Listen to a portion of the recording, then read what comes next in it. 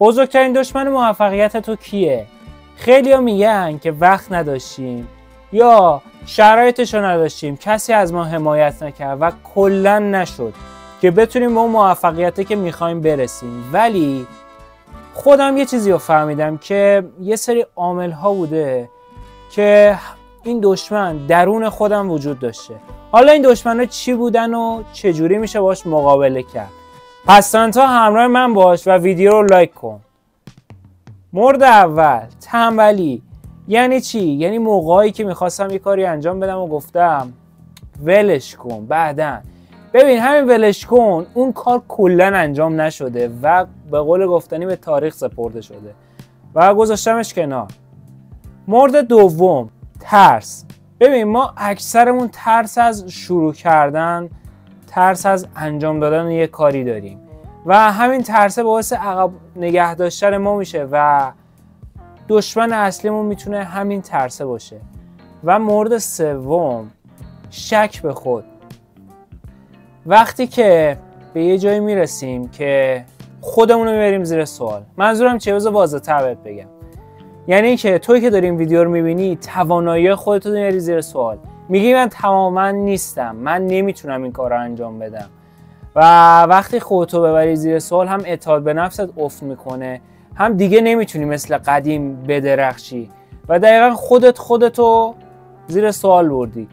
ولی علاج این کار میدونی چیه؟ وقتی وارد یه جمعی بشی که تو اطلاعاتت از اونا در اون رابطه بیشتر باشه، اون موقع دوباره خودت میگی که میگی نه واقعا یه چیزی من بلدم. پس به خودت بیا. حالا من این سه تا دشمن رو بهت گفتم، حالا چه راههای مقابله باش وجود داره؟ مورد اول، خودآگاهی. منظورم چیه؟ منظورم اینه که یه دفتر بردار و شروع کن به نوشتن و بگو که چه چیزی با منو عقب نگه داشته و علت عقب انداختن اون کارام چیه. و به قول گفتنی بازم عقب انداختی که ویدیوش این بالا واسط میاد. ببین علت کار رو باید خودت پیدا کنی که چرا اون کار عقب افتاده. میتونه این باشه که وقت براش نذاشتی یا اصلا سمتش نرفتی. مورد دوم، شروع از کارهای کوچیکه. ببین شروع کوچیک فوق العاده است. منظورم چیه؟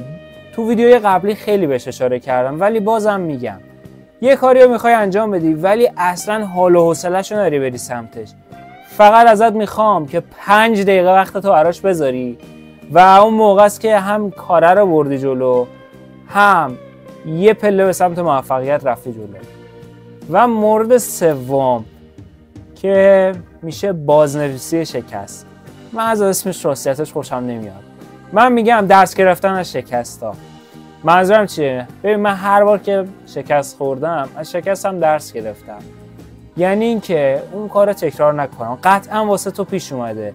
مثلا تو که تو این سن داری این ویدیو رو میبینی، به خودت بارها گفتی اگه الان به گذشتم نگاه میکردم مثلا این کار رو نمیکردم یا این حرفه رو زودتر میرفتم سمتش و از شکستات درس میگرفتی و دقیقاً همین کار تو باید انجام بدی. وقتی شکست خوردی مهم این نیستش که الان همه چیز تو از دست دادی، نابود شدی. مهم اینه که دوباره بتونی بلند بشی و شروع مجدد بکنی و مهمترین چیز همین شروع کردن است. و شکست رو به چشم یه تجربه ببین.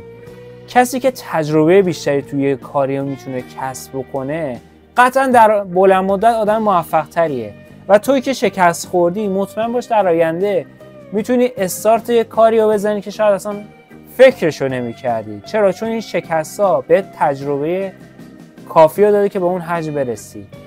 جمله که همیشه گفتم، هیچ وقت برای شروع کردن دیر نیست، حتی توی که فکر میکنی دیر شده. لازمش اینه که بهونه‌هاتو بذاری کنار و از همین الان شروع کنی. اگه این ویدیو برات مفید بود خوشحال میشم که لایکش کنی، نظرت رو برام کامنت کنی و چنلمو سابسکرایب کنی.